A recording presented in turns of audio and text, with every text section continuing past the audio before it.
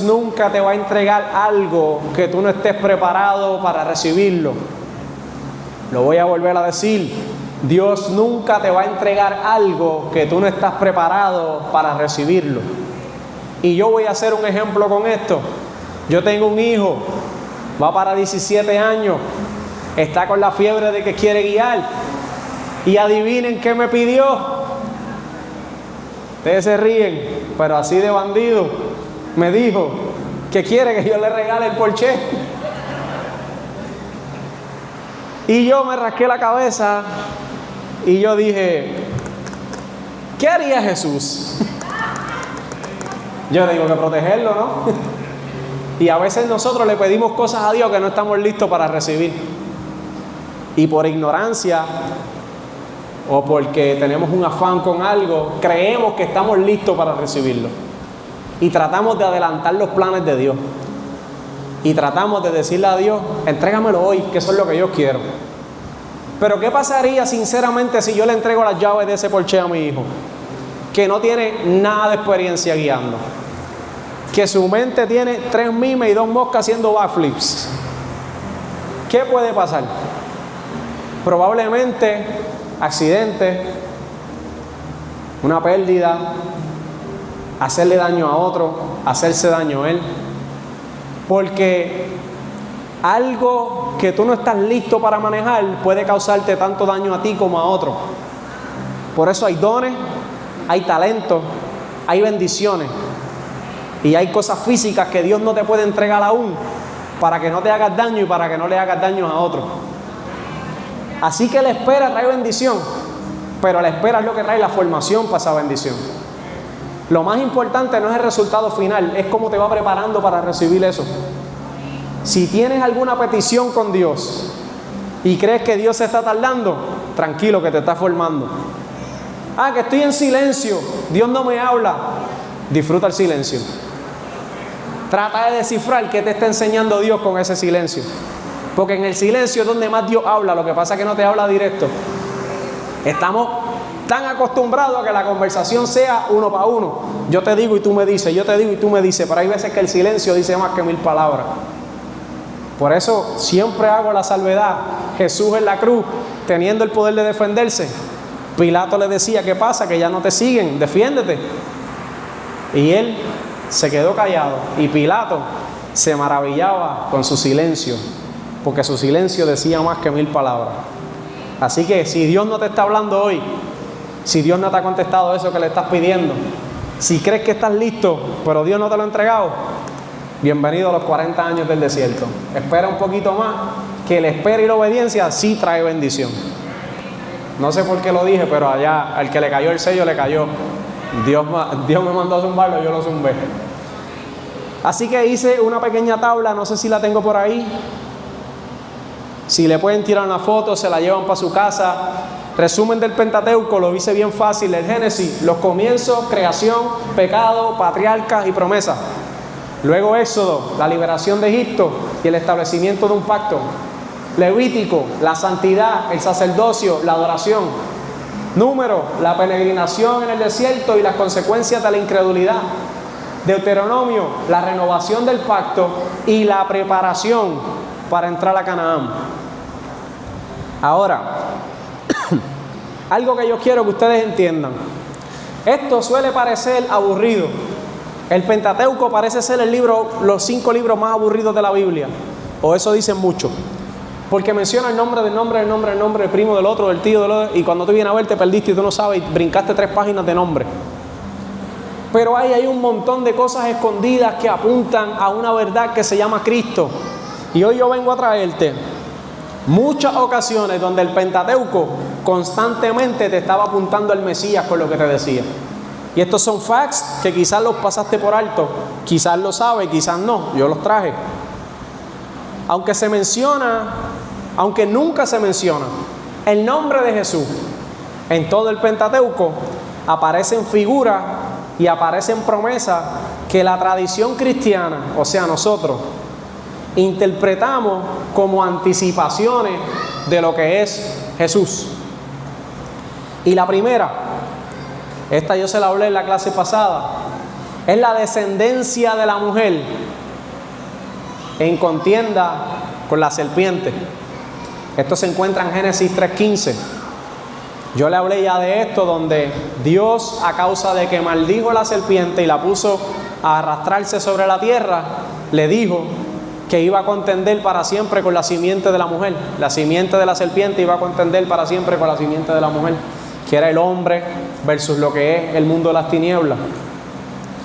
El contexto de esto es que Dios dicta una sentencia sobre la serpiente, que es Satanás, tras la desobediencia en el Edén, anunciando un plan divino de redención. Y aquí es donde primera vez se menciona que iba a haber un redentor para la humanidad. Dice la mujer y su simiente. Esto representa la línea de fe de los creyentes versus era María y Cristo, ¿verdad? La simbología. Y luego un Mesías, el Mesías que era nacido de la mujer, que era el varón, pero la serpiente y su simiente son Satanás y aquellos que eligen seguir el camino de la maldad, el engaño y la rebelión contra Dios. Esta era la simbología del Génesis 3:15. Por eso hay ese choque de reino. Ahí empieza la batalla del bien contra el mal. Génesis 3:15. La herida en el talón significaba aquella herida que la serpiente le iba a dar a Cristo crucificándolo en aquella cruz. Lo que momentáneamente parecía que le iba a dar la victoria. Pero Dios siempre tiene un plan redentor.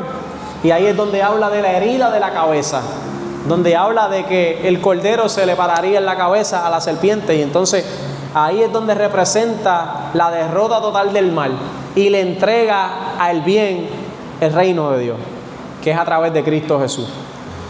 Luego tenemos una segunda persona, un segundo personaje que aparece en el Pentateuco, que representa a Cristo Jesús. Quizás el personaje más misterioso de la Biblia completa. Nadie sabe su procedencia, nadie sabe cómo murió. Se llama Melquisedec. En la Biblia, Melquisedec representa a Cristo como un tipo de prefiguración profética. El libro de Hebreos capítulo 7, ya luego en Hebreos, Nuevo Testamento, utiliza esta figura para explicar cómo Jesús es el sumo sacerdote perfecto, superior al sacerdocio levítico. Esta representación se detalla en 3 aspectos clave. Melquisedec aparece en una escena en la Biblia donde Abraham venía de conquistar una batalla. Pero habiendo un montón de reyes, Abraham escoge uno en específico y le entrega el 10% de su ganancia. Y la Biblia dice que era el rey de una ciudad que se llamaba Salem, y le entrega el diezmo a él. Y decía que Melquisedec no tiene descendencia. Y ya yo les mencioné que en el Génesis hay un montón de páginas de nombre, porque el nombre era bien importante. Por eso se llamaba Jesús de Nazaret, porque era de la ciudad de Nazaret. Entonces siempre el nombre venía acompañado del lugar de procedencia de la persona. Mas sin embargo Melquisedec no tenía nada acompañando su nombre. Lo que se dice era que era el rey de Salem. No se sabe cómo murió, no se sabe de dónde sale, no se sabe quién es su descendencia, solo se sabe que era un sumo sacerdote y que Abraham decide entregarle el 10%. O sea que Abraham, antes de que hubiese un templo, métase en la película, todavía no hay un templo, todavía no hay un sistema de diezmar en la Biblia, todavía no hay un sistema de leyes establecidas de cómo rendirle pleitesía a Dios. Simplemente obediencia era lo que había desde Noé y todos los patriarcas. Entonces tú me vas a decir a mí que un montón de años antes se aparece este tipo llamado Melquisedec, sin procedencia, nadie sabe dónde salió, era un sumo sacerdote, rey de la ciudad Salem. ¿Y sabes qué significa Salem? Paz. Y yo no sé si ustedes reconocen a alguien que es el príncipe de paz y que es el sumo sacerdote de nosotros hoy por excelencia, y que a él tenemos que rendirle pleitesía. Se llama Cristo Jesús. Y así es como conectamos otra representación de Cristo desde el Viejo Testamento, donde ya Dios venía dándote piezas claves, hints, de que mira, viene uno que va a ser así, que tus batallas se las vas a tener que deber a Él. Tus ganancias, todo lo que tú ganes, se lo debes a Él. Y por eso la gloria y la honra siempre se la va a llevar Él. Y ese es el príncipe de paz. Les presento hoy a Melquisedec. Tenemos otro, y es el sacrificio de Isaac. Otra escena donde Cristo vuelve a ser representado dentro del Viejo Testamento, dentro de la Torá. Y es que tenemos a un Abraham que Dios le dice que vaya y sacrifique a su hijo en una piedra. Sube hasta la cima de la montaña. Datos curiosos de esto: Isaac era quien cargaba la leña, dice la Biblia. O sea que cargaba madera en sus espaldas. Isaac era el hijo único de Abraham, el unigénito, y tenía que sacrificarlo. Pero cuando estaba a punto de sacrificarlo, dice la Biblia que Dios lo detuvo y le dijo: tu fe ha sido probada. Y le proveyó, ¿qué le proveyó? Un cordero. Entonces vamos a Cristo, quien cargó la madera en su espalda, aquella cruz, camino al Calvario, me imagino con un montón de preguntas, sintiendo dolor, sintiendo agonía, igual como tenía que estar sintiendo Abraham a la hora de crucificar a su hijo. Pero Dios le estaba diciendo a Abraham: tú estás dispuesto a sacrificar tu hijo, porque yo sí estoy dispuesto a sacrificar el mío. Y por eso hoy tenemos otra congruencia de la Torá con Jesucristo a través de Abraham. Hay otra parte que creo que le expliqué un poco en la primera clase, es el Cordero de la Pascua que habla en Éxodo 12. Cuando Dios va a pasar juicio y va a enviar una de las plagas a Egipto, le habla a su pueblo y le dice que sacrifiquen un cordero de 1 año, que cojan la sangre, lo rieguen por el marco de la pared, y eso detendría la muerte de no tocar su casa. La sangre de Cristo tiene poder, y el que está cubierto con la sangre de Cristo nada lo toca. Entonces vamos a esto. ¿Qué significa Pascua? Significa pasar por encima, pasar por alto. ¿Qué hizo la muerte cuando llegó al marco de la puerta? Pasó por alto, le pasó por encima, no entró a la casa de nadie. Por eso es que celebramos la Pascua y por eso que Cristo es el mayor representante de lo que es la Pascua. Es la sangre de Cristo la que tiene poder. Otra representación más en el Pentateuco. También tenemos el maná. El maná apunta a Cristo, porque es un tipo de sombra profética de su persona y su obra redentora, así como el maná descendió del cielo para salvar a Israel de una muerte física en el desierto. Jesús, siendo el pan de vida, descendió del cielo para darnos vida eterna a la humanidad. Así como fue el sustento de ellos, Jesús hoy es el sustento tuyo. Por eso qué lindo lo que hizo nuestro hermano Luis, diciéndote que si tienes cargas se las entregues a Él, porque Él es tu sustento, Él es el pan de vida. La roca que brotaba agua, Éxodo 17 y Números 20 habla de esto. El apóstol Pablo aclara en el Nuevo Testamento afirmando que los israelitas bebían de una roca espiritual que los acompañaba, y esa roca en 1 Corintios dice que es Cristo. Porque no sé si se acuerdan cuando Cristo se encontró con aquella mujer en el pozo, que le dijo: el que bebe de mi agua jamás tendrá sed. Porque son los ríos de agua viva los que habla la Biblia, ¿no? Y ese es Cristo. Quien bebe de Cristo jamás tendrá sed. Y Cristo es la roca. Por eso Dios en el Viejo Testamento había usado una roca que brotaba agua y no dejaba que el pueblo se muriera. Y se abastecían de agua. Por eso hoy nosotros no tenemos esa roca del Viejo Testamento, pero tenemos la roca que se llama Cristo, que brota agua de vida y no deja que te muera. La serpiente de bronce. Esto es algo que otras denominaciones han usado como pretexto para adorar imágenes. Y dicen: no, es que Dios permite las imágenes porque Él mandó a Moisés a levantar que si una serpiente en el desierto, y ellos iban y a través de la imagen eran curados. No, negativo, te explico ahora. El texto en Juan 3:14 dice: y como Moisés levantó la serpiente en el desierto, así es necesario que el Hijo del Hombre sea levantado. Porque según Dios estaba mostrando aquel simbolismo levantado en aquella vara, para que el pueblo mirara allá arriba y todo el que estuviera enfermo fuera sano y fuera libre, de la misma manera se levantó Cristo en aquella cruz. Para que todo el que ponga su mirada en la cruz y mire a Cristo estando enfermo en sus delitos y pecados, sea libre, sea sano y sea salvo por el nombre de Jesús. El sumo sacerdote dentro del templo, ustedes ya les dije, había un hombre encargado de ir, implorarle a Dios por los pecados del pueblo, tenía que degollar 4 cabras y 2 becerros, para que entonces el pueblo fuera perdonado. Pero hoy en día no necesitamos un sumo sacerdote porque ya tenemos a Cristo, quien fue el sacrificio final, fue por nosotros, derramó su sangre, nos perdonó nuestros pecados. ¿Vieron cómo hay un montón de cosas dentro del Pentateuco que apuntan a Cristo, pero a veces los leemos y le pasamos por alto?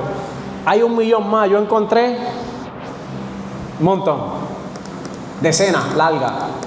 Pudiéramos estar 3 noches hablando de eso, pero yo te traje algunos para que tengas una idea. Y cuando estés leyendo, que yo espero que estén leyendo, que yo les recomiendo que lean, que yo les exhorto y les imploro y les pido de por favor que lean, para que estas clases no sean en vano y haya un despertar en su conciencia, tienen que abrir la palabra de Dios.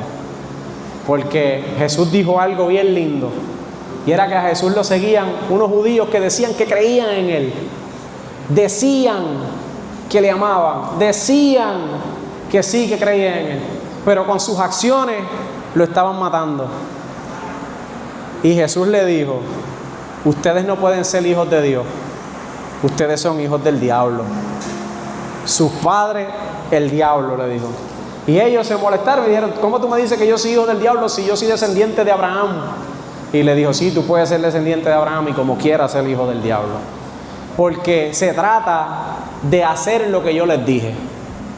Se trata de coger su palabra y ponerla en acción. Para que entonces Él dijo: todo el que haga lo que les he dicho, sean llamados mis discípulos. Y esto es lo lindo de la palabra, que te la puedes saber de Génesis, Apocalipsis y seguir estando viviendo en tinieblas, a menos que la pongas en acción. La palabra dice que conoceréis la verdad y la verdad nos hará libres. Así que yo quiero concluir con esta clase. Me voy a pasar por unos minutos, pero en conclusión, iglesia, esto no hace justicia al Pentateuco. Estas 2 clases que yo he dado no hacen ni la mitad de la justicia al Pentateuco. Yo les exhorto que vayan y busquen.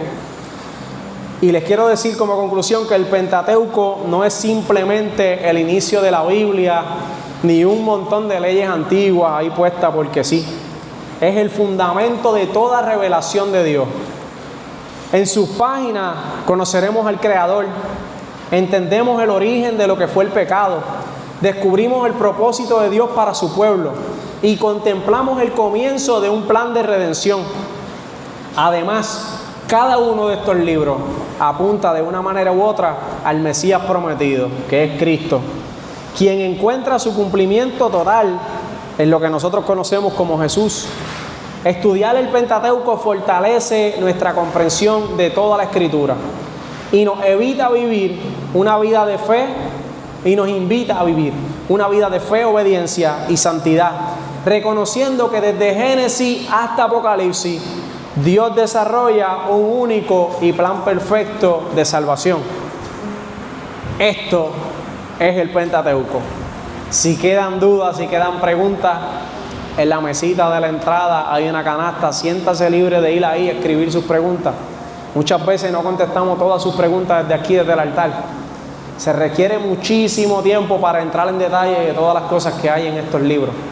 Pero de mi parte y de parte del Ministerio de Maestros de la casa, estamos en la completa disposición de toda pregunta que esté escrita en aquella canasta.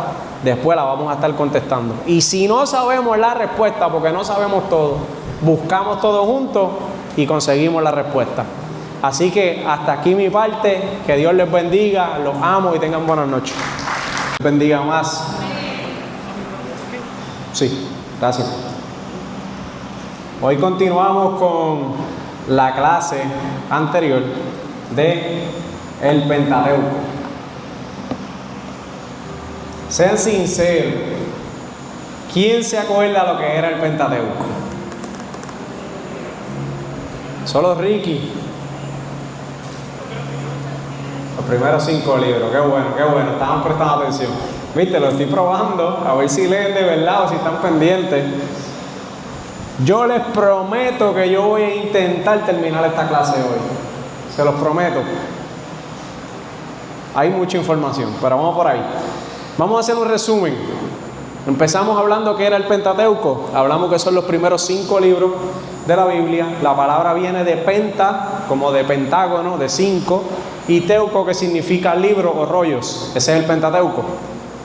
Próximo slide. ¿Quién lo escribió? Se le atribuye a Moisés.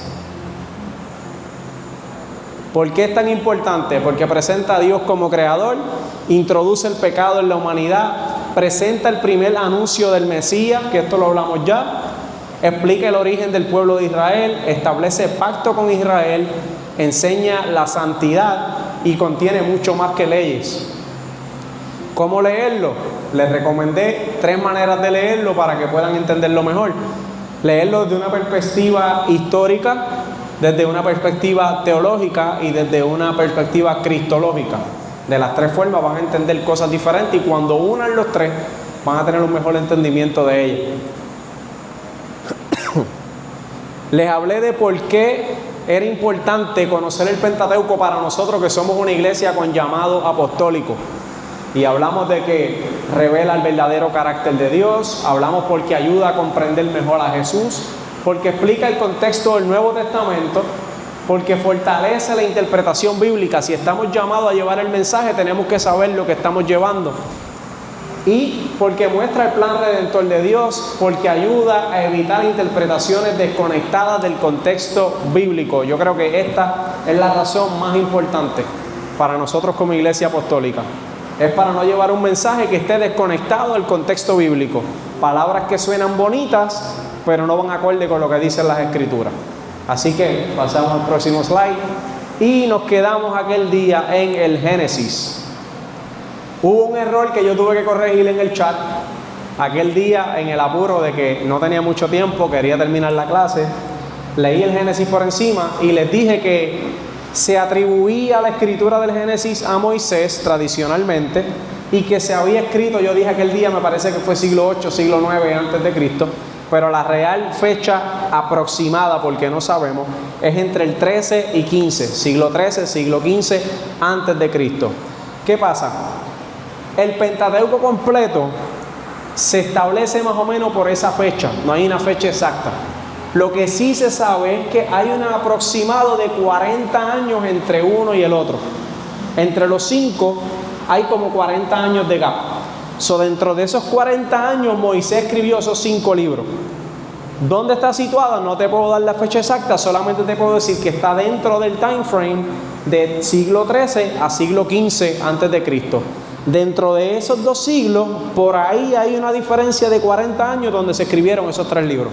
Eso es lo más cercano que los estudiosos bíblicos han podido llegar a situar una fecha, por ponerle una fecha, porque nadie estuvo ahí, nadie puede saber.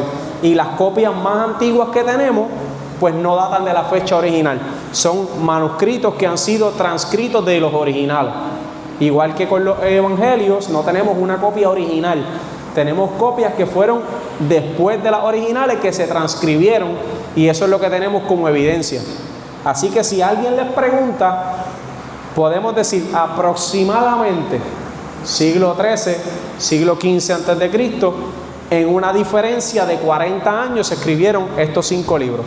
Sabemos que se le atribuye a Moisés, aunque les dije en la clase pasada que tuvieron que haber otros escritores y editores, porque si no, ¿quién habría escrito de la muerte de Moisés?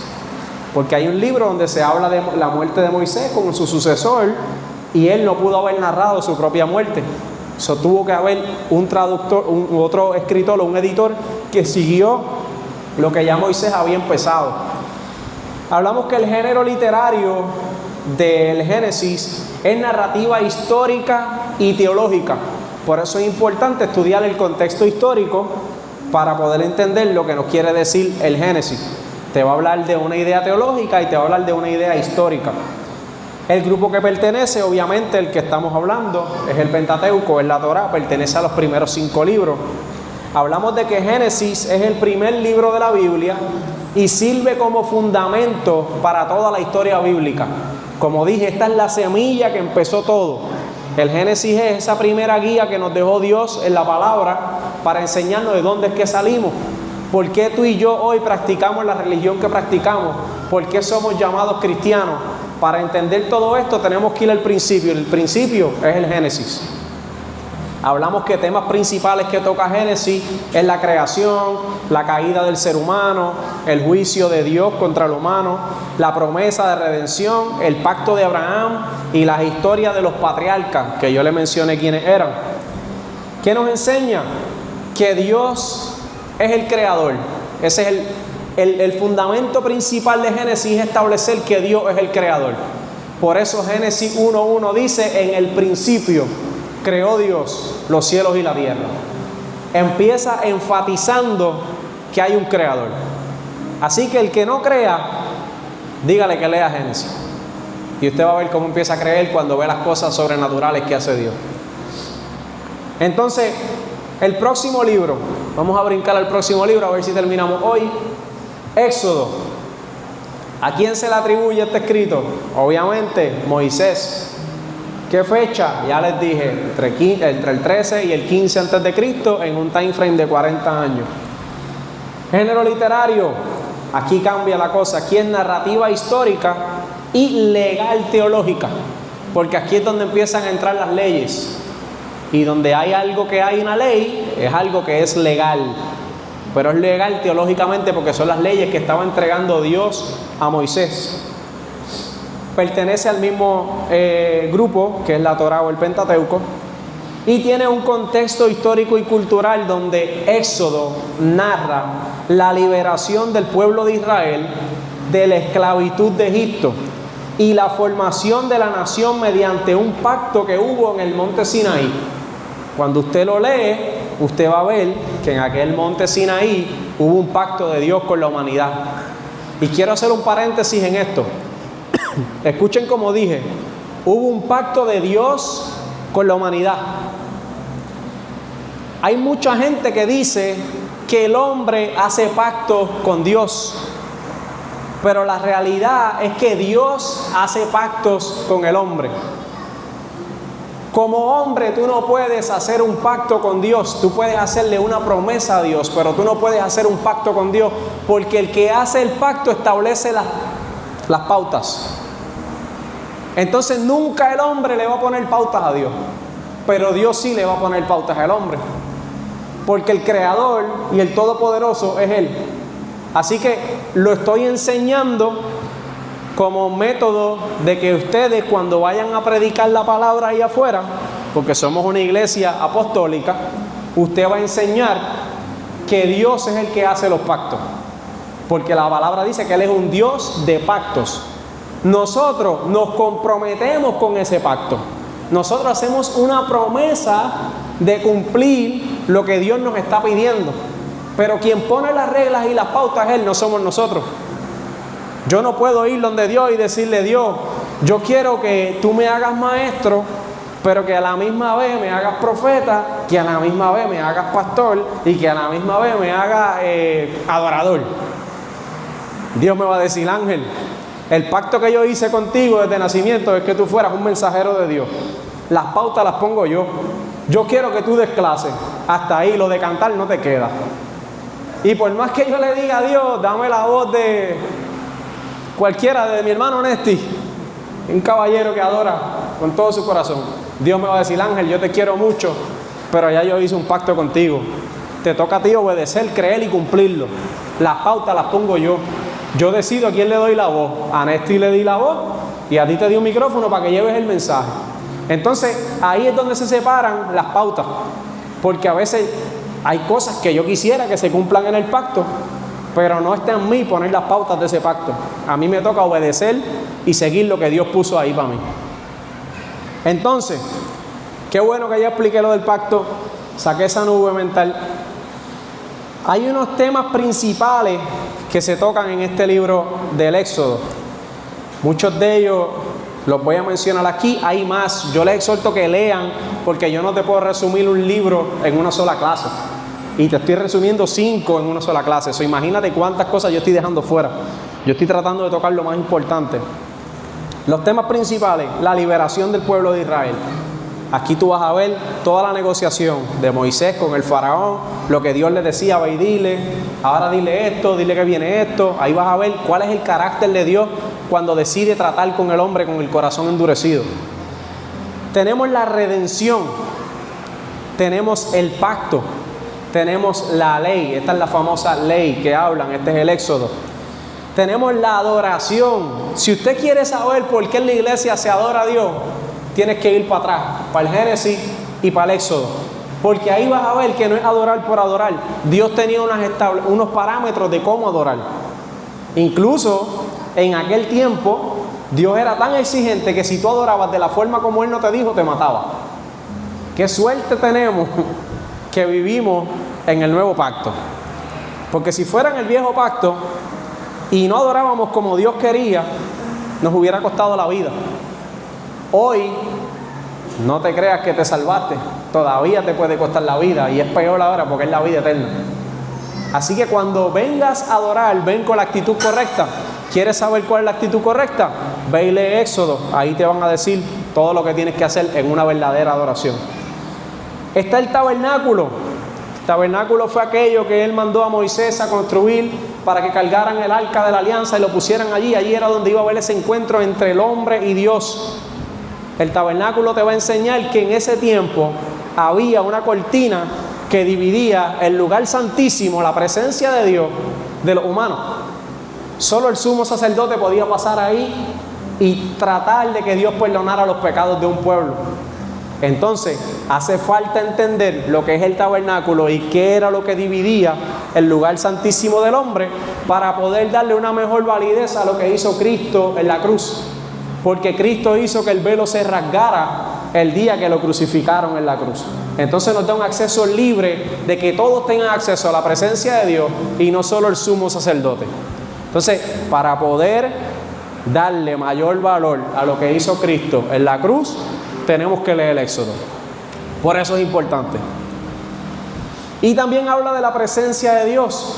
En este tiempo la presencia de Dios no era como hoy día. La presencia de Dios habitaba en el arca de la alianza. Entonces, este artefacto que Dios mandó a crear era como una cajita de teléfono. Yo siempre me lo imagino como un teléfono. Y era donde Dios se comunicaba uno a uno con los hombres. Era como tener una línea directa a Dios. Y tú te parabas en una esquina del arca y el ángel de Jehová se te aparecía en el otro. Y hablaban. Y era bien fácil para aquel entonces comunicarse frente a frente con Dios. Lo único que ni tú ni yo hubiésemos tenido acceso a eso. Solamente era un hombre escogido en el pueblo que era aquel sumo sacerdote. Hoy en día tenemos un sumo sacerdote que es Cristo, que nos dio acceso a todo. Hoy todo el mundo tiene acceso. Tú tienes una línea directa con Dios. ¿Quieres hablar con Él? Ponte de rodillas que Él te responde. Ya no hace falta ningún artefacto para cargar la presencia de Dios. La presencia de Dios está en ti desde que aceptaste a Cristo en tu corazón y cargas con el Espíritu Santo dentro de ti. Así que si quieres una línea directa, dóblate de rodillas y pídele al Espíritu Santo que Él te conecta con el Padre. ¿Qué nos enseña? Es que Dios libera a su pueblo, cumple sus promesas y nos llama a vivir en obediencia y en adoración. Y esto es continuo.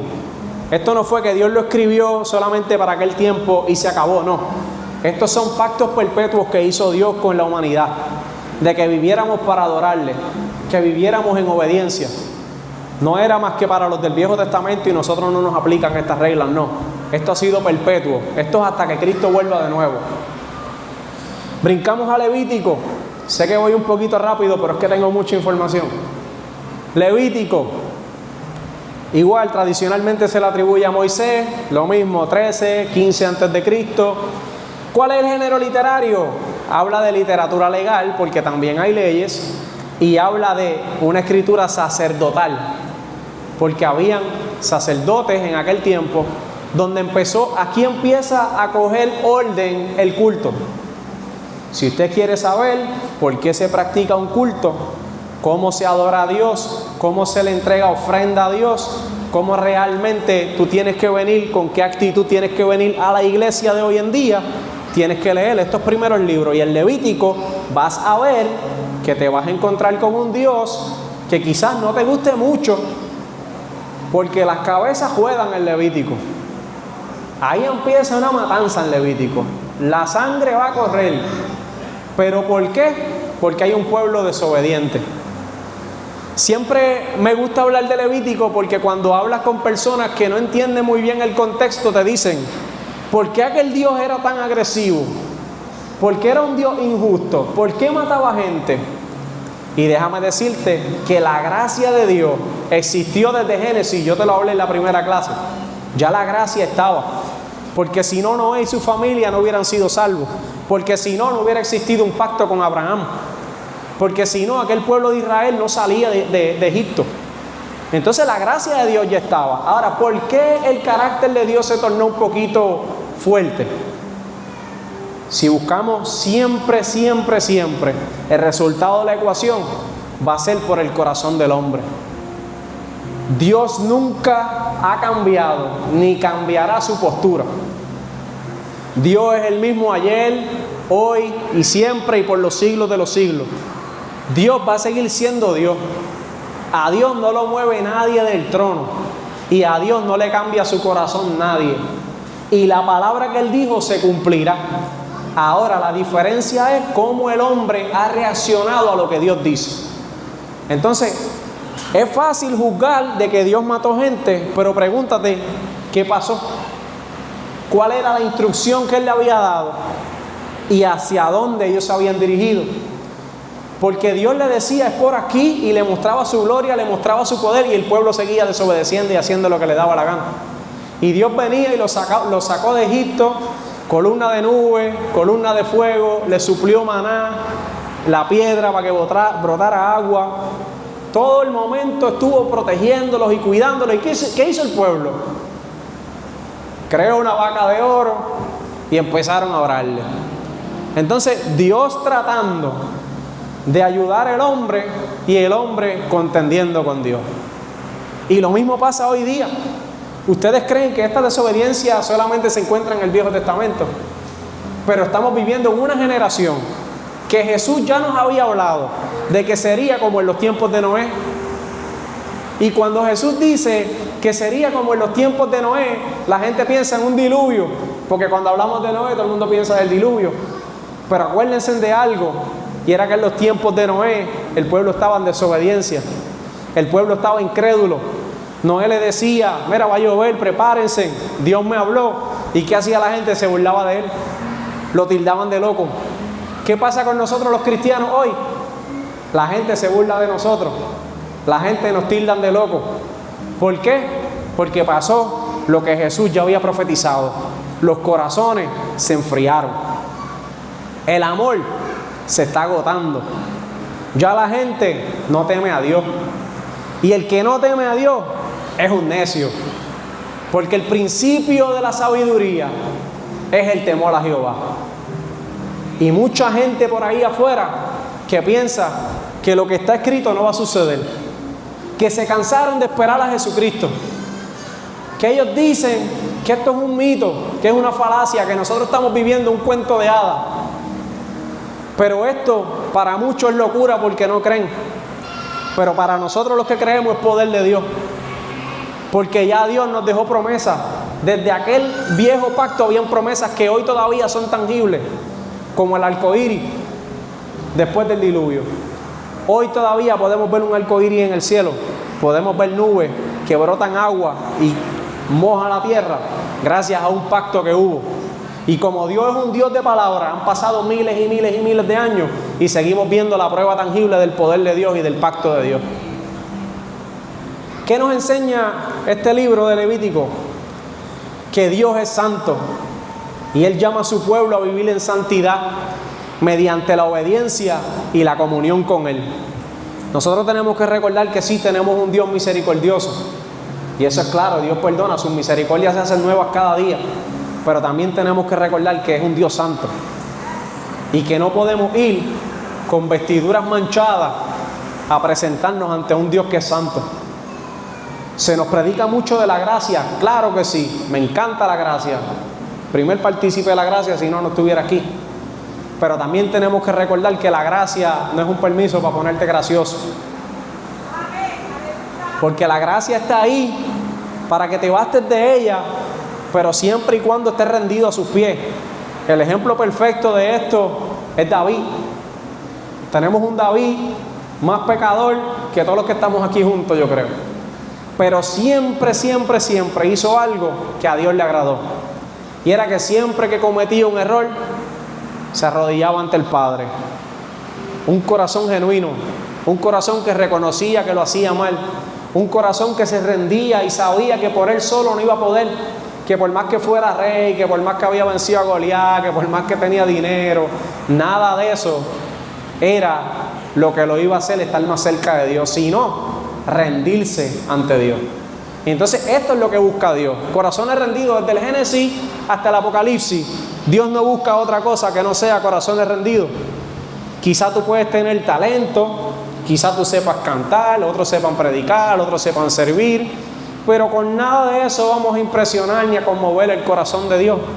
A Dios no le importa nada de eso. Es más, Dios no nos necesita para nada de eso. Dios está buscando personas que reconozcan que nosotros somos los que lo necesitan a Él, que se rindan ante Él, que le den pleitesía, que reconozcan que Él es la máxima autoridad y que vivan conforme a sus enseñanzas y con obediencia. Y eso lo puedes ver desde el Génesis a Apocalipsis. Brincamos a Números, próximo libro. Lo mismo, Moisés, siglo XIII, XV a.C. En esta, el género literario es una narrativa histórica con secciones legales, porque todavía quedaban una que otras leyes que estaba Dios ahí ajustando con el pueblo de los judíos. Pertenece a la Torá o el Pentateuco. Números relata la peregrinación de Israel de los 40 años en el desierto. El cuento que te estaba haciendo de Moisés sacando el pueblo de Egipto, desde el Sinaí hasta las llanuras de Moab, mostrando tanto la fidelidad de Dios como la incredulidad de un pueblo. Aquí te muestra cómo Dios sigue siendo fiel y el pueblo sigue sin creer. ¿Se parece a hoy en día? Dios sigue siendo fiel y el pueblo sigue sin creer. Para que tú veas que esto no es Viejo Testamento nada más. Esto es hoy en día también. Temas principales que se tocan en este libro: la fidelidad de Dios, la incredulidad, que tanto hoy es palpable en el pueblo que está allá afuera, la obediencia, el juicio, porque Dios siempre va a pasar juicio, y el juicio es para los impíos. Si usted está haciendo las cosas bien, despreocúpese por tener un juicio, por tener bendición y gloria. No tenga miedo. ¿De qué teme? Si lo estás haciendo bien, no tienes nada que temer. Si vives conforme a la enseñanza de la palabra, no tienes nada que temer. Ahora, si tienes miedo, preocúpate que algo estás haciendo mal. Porque nosotros, los que esperamos a Cristo, nosotros estamos en victoria, porque estamos en Cristo. Ahora, el que no tenga a Cristo en su corazón, ese preocúpese, porque ya Él vino como un cordero y ya dio abrazos y besos y sanó y hizo milagros y nos demostró la mayor muestra de amor, que fue la muerte en la cruz. Pero cuando venga, ya no es aquel cordero mansito, ahora viene como un león y viene a tomar venganza y viene a pasar juicio. Entonces, cuidado en qué lado de la cancha te encuentras, porque decimos, ven Mesías, ven, como la canción, pero muchos no estamos listos para que venga. Asegúrate que si estás diciendo que venga, tú estés claro con las pautas de Dios. No es lo mismo llamarlo que verlo venir, porque ya no viene mansito. Así que seguimos. ¿Qué nos enseña? Nos enseña que la incredulidad tiene consecuencias. El que no crea va a tener que creer. Pero Dios permanece fiel y siempre, siempre, siempre cumple sus promesas. Eso es lo que a nosotros nos tiene que mantener tranquilos. Que ya Dios prometió algo y lo que prometió lo va a cumplir. Ahora, hay unas pautas, te toca seguirlas. Vamos al próximo libro, Deuteronomio. Lo mismo, Moisés, siglo XIII, siglo XV a.C. Este género literario es discurso, legislación y exhortación. Contiene los discursos finales de Moisés antes de entrar a la tierra prometida. Me encanta este libro porque enseña las conversaciones back and forward entre Dios y Moisés. Nosotros estamos aquí porque hubo un Moisés que intercedió por un pueblo. Yo quiero que ustedes sepan que en una parte de la Torá Dios se molestó tanto y tanto y tanto con el pueblo de Israel, ya estaba cansado de ellos, que dijo: vamos a eliminar a toda esta gente y empezamos de nuevo contigo, Moisés. Pero Moisés, como era un hombre de Dios y sabía lo que era la misericordia de Dios y la gracia de Dios, estuvo tanto con él que él dijo: por favor, Dios, no lo haga. No elimines a esta gente. ¿Qué van a decir los demás? Que tú los sacaste de Egipto para traerlos aquí y matarlos en el medio del desierto. Dale una oportunidad. Y entonces, por uno que se levantó y clamó, Dios nos dio una oportunidad. Así que yo quiero que esto te lo lleves de ejemplo a tu casa. Y si alguien que tú conoces, sea de tu familia, tu vecino, tus amigos, tú clames a Dios por esa vida y tú le digas, como mismo decía Moisés: por favor, Dios, dale una oportunidad más. Él puede cambiar. Entonces tenemos el primer ejemplo de cómo un hombre intercede por una humanidad, junto con el de Abraham, porque hay otro ejemplo ahí, que es el de Abraham cuando Dios iba a eliminar a Sodoma y Gomorra, que él se puso a negociar con Dios. Entonces Moisés hace lo mismo que hizo Jesús en la cruz, que estando colgado en aquella cruz dijo: Padre, perdónalo, porque no saben lo que hacen. Así que se requiere un hombre que clame desde toda su alma, de todo su corazón, que le clame a Dios Todopoderoso, para que Dios haga una obra, y por tu fe serán alcanzados otros. Como el texto favorito de nuestra hermana Nicole, que por la fe de aquellos amigos, allá en aquellos que metieron al paralítico por el techo, sus pecados le fueron perdonados y su milagro fue recibido. O sea que no subestime el poder de clamar por un alma. Desde el Antiguo Testamento te están dando una clave, un hackeo. Te toca a ti leerlo y decir: espérate, ya yo sé cómo se hace. Cuando alguien se pone duro de corazón, no te pongas a intervenir tú. Clama donde tienes que clamar. Y el que se va a encargar de hacer lo que tiene que hacer está allá arriba, se llama Cristo. Temas principales de este libro: la renovación del pacto, la obediencia, el amor de Dios, por supuesto, la fidelidad, las bendiciones y las maldiciones de aquel tiempo donde Dios negociaba con el pueblo por desobediencia, le tocaba pagar por lo que hacía. Y la preparación de ese pueblo, importante, esa espera, esos 40 años de caminar, fue la preparación para poder entregarles a Canaán. Dios